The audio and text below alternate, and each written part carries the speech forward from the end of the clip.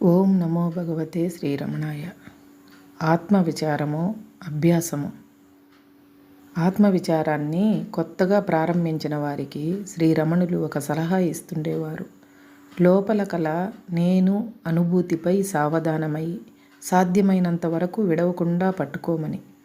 ఏకాగ్రత ఇతర భావాల వల్ల చెల్లా చెదురైతే అట్లా చెదురుతున్నట్లు తెలియగానే నేను అనే భావం వైపు ఎరుకుని మళ్లించుకోవాలనేవారు.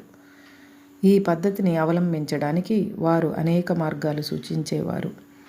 నేనెవరిని అని కానీ, ఈ నేను ఎక్కడి నుంచి ఉద్భవిస్తోంది అని కానీ తనని తాను ప్రశ్నించుకోమనేవారు. శరీరము, మనస్సు చేసే వ్యాపకాలకన్నిటికీ తానే మూల కారణమని భావించే నేనుని ఎల్లవేళలా గమనించటమే అంతిమ లక్ష్యం. ప్రారంభ దశలలో నేను అనే అనుభూతిపై ఏకాగ్రత నిలపటం కేవలం మనస్సుకి సంబంధించిన వ్యాసంగం. అది ఒక భావంగా, ఒక ఎరుకగా మాత్రమే ఉంటుంది. అభ్యసించిన కొద్దీ నేను అనే భావం తొలగి నేను అనే అనుభూతి కలుగుతుంది. ఈ అనుభూతి ఇతర భావాలతో, విషయాలతో సంబంధాన్ని త్రుంచేసుకుంటే పూర్తిగా మాయమైపోతుంది. మిగిలేదల్లా సంస్థితమైనట్టు అనుభవం, తాను వ్యక్తిననే భావం తాత్కాలికంగా తొలుగుతుంది. మొదట్లో ఈ అనుభవం అప్పుడప్పుడే కలిగినా క్రమేపీ అభ్యాసం వల్ల దానిని అందుకోవడము, నిలుపుకోవడము కూడా తేలికవుతాయి. ఆత్మవిచారం ఈ స్థాయికి చేరితే ఏ ప్రయాస లేకుండా సంస్థితమైనట్టు ఎరుకే ఉంటుంది. వ్యక్తిగతమైన ప్రయత్నం ఉండదు. దీనికి కారణం ప్రయత్నించే నేను అనేది తాత్కాలికంగా మాయమవటం. అప్పుడప్పుడు అహంవృత్తి తల ఎత్తుతుంటుంది. కాబట్టి అది ఆత్మసాక్షాత్కారమైన స్థితి కాదు.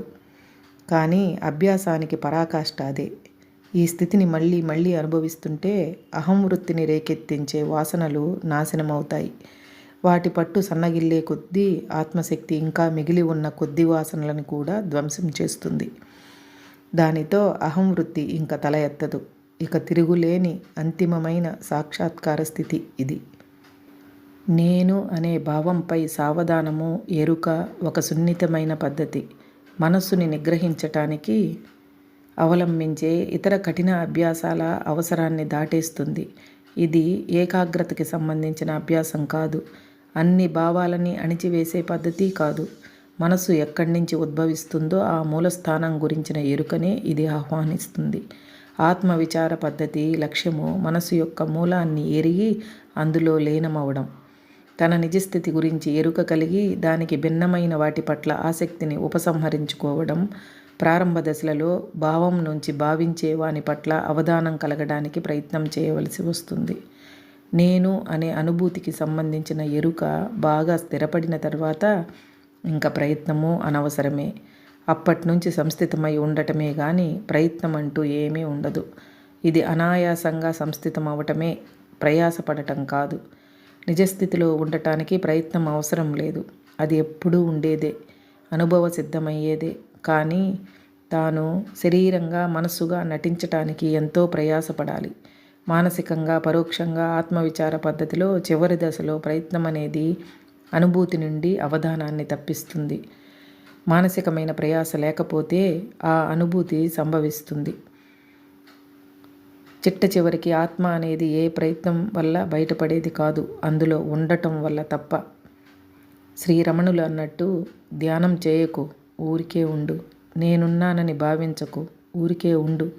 ఉండటం గురించి భావించకు, ఉన్నావు నీవు. ఆత్మవిచారం అనేది ఒక ధ్యాన పద్ధతి అని, దానికి నియమిత వేళలు, ఆసనాలు ఉన్నాయని అనుకోకూడదు. మేల్కొని ఉన్నంతసేపు ఏ పని చేస్తున్నా అది కొనసాగుతూనే ఉండాలి. పనులు చేయటానికి ఆత్మవిచారానికి పొత్తు లేదని శ్రీరమణులు ఎప్పుడూ అనలేదు. కొద్దిపాటి అభ్యాసంతో దానిని ఏ పరిస్థితిలోనైనా చేయవచ్చుననేవారు. ప్రారంభ దశలో ఉన్నవారికి మాత్రం నియమిత సమయంలో అభ్యాసం మంచిదనేవారు.